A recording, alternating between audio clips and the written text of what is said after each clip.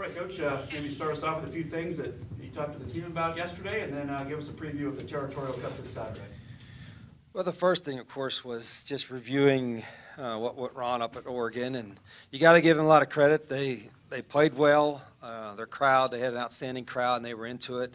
And I knew it was going to be a tough environment. And we made some uncharacteristic mistakes in the first half, penalty-wise. We didn't execute really well, really at various times of the game, but yet we still had a chance there in the second half. And just I thought their offensive line did a great job, and we just didn't play well enough to beat a good team on the road. So a lot of stuff that we got to get fixed, and I thought the guys responded well last night. And certainly with the biggest game of the year coming up, it gets their attention pretty quickly. Is it healthy to have a little attitude from the defense? I mean, you don't want too much, and you had the late hit, and it was Khalil stepped on somebody, and Dane Steele, but at the same time, you've got a defense that's not willing to be pushed around. Where do you balance that? Yeah, that's a good point. You can be competitive and intense without being silly. The penalties we had were there's no reason for that. And our guys have to learn that from a competitive standpoint. You got to do it within the framework of the rules. And again, it hadn't been a problem, but I knew it was really chippy early there, and we did some stuff that shouldn't happen, and we'll get corrected. But we do need to have have that certain intensity on all three phases. But defensively, we just didn't do a really good job. We lost gap integrity a whole bunch, and it was different guys at different times. And I know we were banged up front and all that, but it was they kind of controlled us from their offensive line standpoint. Yeah, how's that going to make it more difficult to prepare for this week with all those guys potentially being out now? Yeah, it's we had been relatively lucky most of the year. When we would get a guy, it would be maybe one guy at one position, not three or four. And so it is a concern. We've got a few days to try to figure it out. I don't know who's going to be back, and certainly going against a team that can run the ball with big running backs and an athletic quarterback. So we've got to figure something out in a hurry. What do you think you learned about the way that Oregon defends Khalil from that game, and how you want to counter going forward? Scheme-wise, it was pretty much what we thought. And so we didn't have really a lot of missed assignments. But we probably pressed a little bit, especially in the second half. And sometimes those guys will do that, particularly younger players. They'll want to make it all back up in one play instead of being patient. And I'm not just talking about the quarterback. So, again, it was a lesson learned. And after watching the film, it was a little frustrating that, we did get more things going in the second half. But stuff that we can fix. Is Parker Zellers going to be back this week? If he does what I think he will do, he should be ready to go Saturday.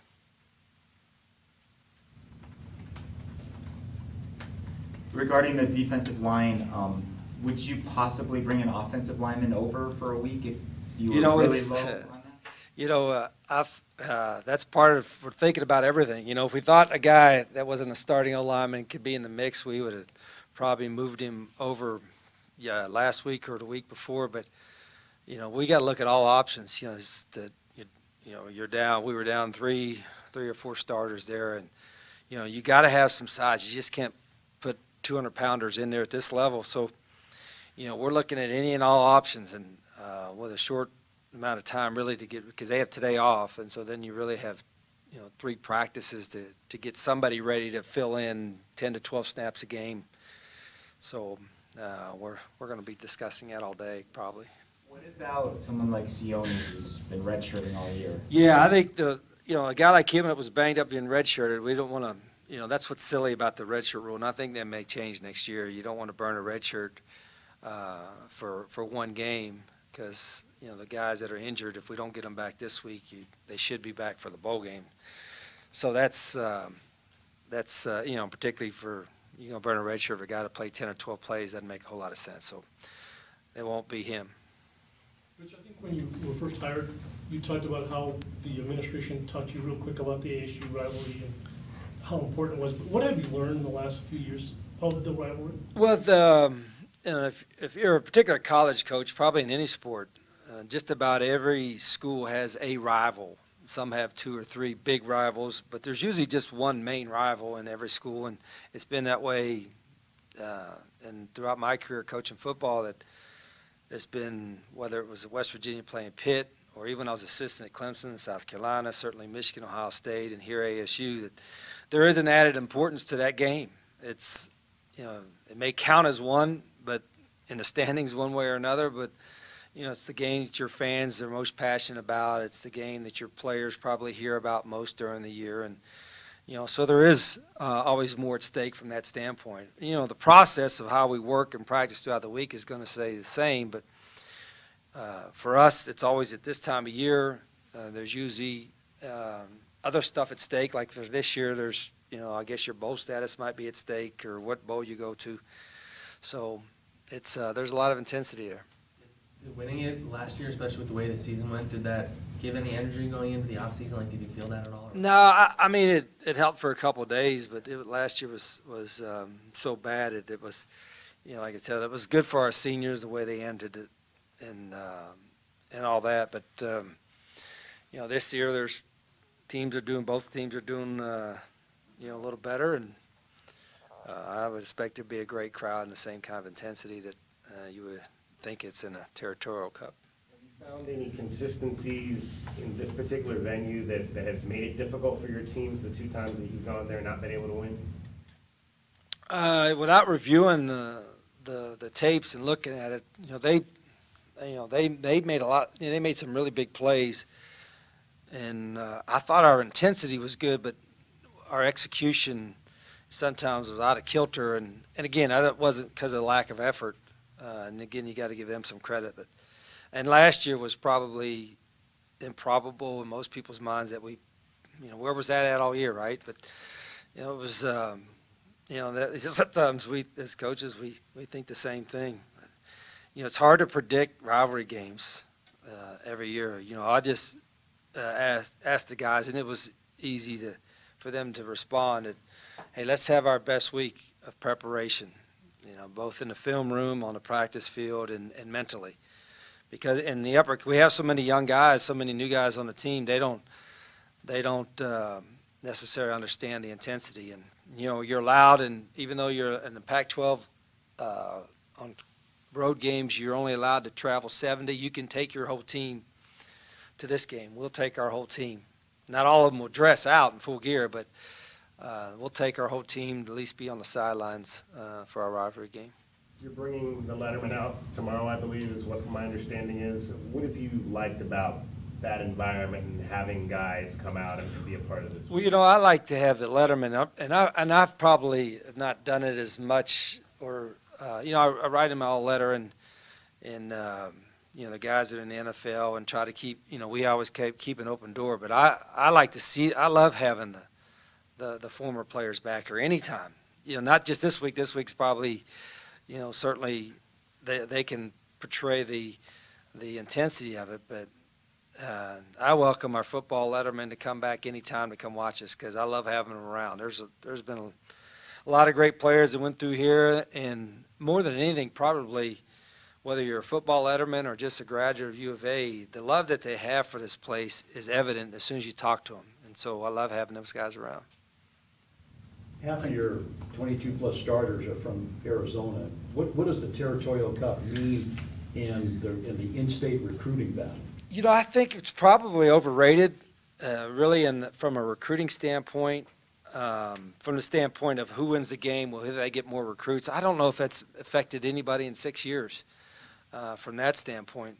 But I do think the ones that are in-state probably understand the rivalry better than someone that's, from another state that doesn't hear about it 365 days a year. So I think from that standpoint, from a recruiting standpoint, it's not nearly the impact, or at least it hasn't in my 5.5 years here. Is there a story, I don't know if you've come across a kid who, if you're in his living room and he's just said, oh, I went to this U of A ASU game and I remember this. Is there any type of story like that?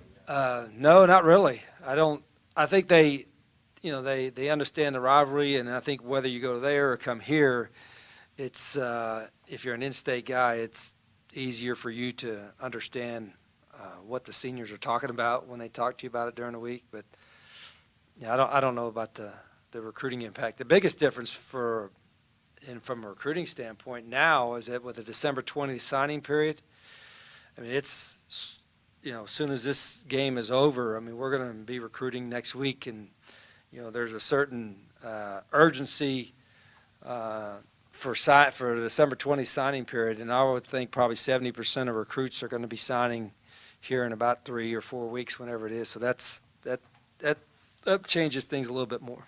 Are you and some of the other coaches going on the road next week? Yes. Would you have done that if the new signing period didn't exist? Yeah, we were still at the contact period. You're still out on the road, and then we're certainly going to balance the bowl practices and bowl preparation when we find out where we're going with that. But again, there's more of a sense of urgency with the December 20th signing period that you're going out and seeing the guys you're committed or the guys you're trying to get committed really quickly. So it'll be busier for all of us. And then recruiting weekends start next, you know, obviously next weekend as well. So we have a couple big recruiting weekends. Now that you've been competitors for 6 years with Todd Graham, do you speak less, or are things pretty friendly? What's your relationship like? You know, Todd had, you know, he worked for me before. I don't know if they allow him to put that in in the game program or something, you know. But, you know, we've known each other for a long time, way before, obviously, I even hired him in West Virginia back in 2000 or 2001. And, you know, but we, just like any other coach, rarely do you ever even see the guys, other than 2 times a year we have Pac-12 coaches meetings, and then possibly at the coaches convention. That's usually about the only time you see anybody, let alone your rival coach. So, but we've Todd and I have always had a great relationship. When you watched the film of Khalil's performance against Oregon, or watched it with him or whatever, what were some of the takeaways that you had from how he played and what he can do better? You know, I think probably like a lot of competitors, when we got behind in the second half, maybe pressed a little bit, and even in the first half. You know, Khalil's a really competitive guy, and, you know, he's shown it. You know, sometimes he can make a play happen when maybe it's not happening, but I think sometimes that'll come back to get you too if you don't just let the game come to you. So I think that's part of maturation of a guy that's, you know, that's a really good football player and going to get a whole lot better, but he's still some learning experiences. And I think this past game should serve as a huge learning experience for all of us, in particular our young guys like Khalil. How come he wasn't able to break off any long runs as had been the case the previous 6 weeks? You know, I think you got to give them some credit. And a part of it was the way they were playing us, and they tackled really well. So I think, again, that, you know, our offense is relying on playing, you know, the quarterback playing at a high level, and he's played at a really high level. And he made some nice plays in this game too, and we can help him out as coaches as we go along. And, you know, that's why we pointed out some things in this last game that, okay, they took this away and took this away, but we may have been able to do this to help us out a little bit. How can the receivers help him out a little more? Well, part of it is obviously just getting open and catching the ball, and our receivers have been really good. We had dropped a couple in this game that we normally wouldn't drop, and when you're in a tight game and environment like that, you know, every potential drop or big play miss can hurt you. Great elusiveness as a player, and that's one of the things that's exciting about him. But at times, do you think he spins? Yeah, you know, he's, again, that's kind of probably the example that, you know, he's maybe trying to make it all happen in one play, and sometimes it works, but, you know, sometimes guys don't trust their speed. He can make one cut and go, and I think, again, you know, those are the learning kind of moments. So the punting situation, it seems like it's mental for them. How do you, given that that's the case, how do you deal with that? How do you coach them to not put too much pressure on them, yet also kind of build up their confidence? Yeah, that's the balance. Is frustrating because those guys can do it, and you see them do it in practice. And I do think in the game it's become almost one of these things where if you talk too much about it, then it becomes more mental, you know. So they just got to just trust their ability. You know, we believe in them, but it's frustrating because they're isolated and everybody can see when they don't kick it as well as they can. And they got enough talent to do it, but we certainly can perform better than what we have. How much of a factor do you think field position ended up being in that? Oh, it's always a huge factor. I know there's a lot of stats about where you start your drive and what's the percentage of points getting from where you start. And, defensively, we've struggled at times anyway, but they're really going to struggle when you give them the ball at the 50. We've got to do a lot better job with that. Were you aware that they could negate a touchdown like that? I mean, a lot of. Oh, yeah, as soon as he did it. I mean, I got angry because he did it, but I got even angrier because I knew he did it. He just took away his own touchdown. As soon as he put his hand up, inside the 10, whatever it was. We were fortunate to score, but there's just, it just shouldn't happen. This is probably an impossible question to answer, but is that the maddest you've ever been in a game, do you think? Wow, if it's not, it's in the top 2 or 3, Yeah. Yep, sure was. Coach, any thoughts to the resolution of Orlando Bradford today? I'm not aware. He was sentenced to 5 years. Okay, I wasn't aware of that. Do you have a chance to look at the 2018 schedule, which came out last week at Yeah. all, and do you have any initial thoughts on it?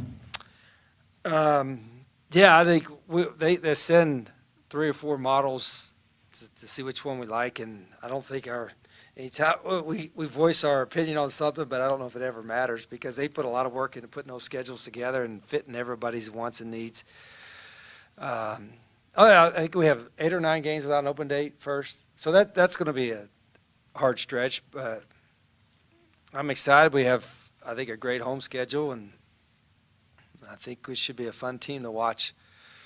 And I think is there a Thursday or Friday game on there too? Friday at home and a Friday on the road. Okay, there's a couple Fridays on there, which, you hate to take away from high school football, but, there'll be some probably national TV exposure with that. So I think it's should be a fun schedule. Anything more for Coach? I have one more. How do you feel like the team responded to adversity during the course of the game Saturday? Well, initially, not like we should have. And I try to tell them it's going to be a loud crowd and it's going to be intense and it might be a little chippy. And so initially, I didn't think we kept our poise as well as I would like. I think in the second half we did a better job of that, but we didn't play well. But I think initially we learned a few things that we shouldn't or should be able to handle better the next time. All right, thank you, Coach. Okay, thanks.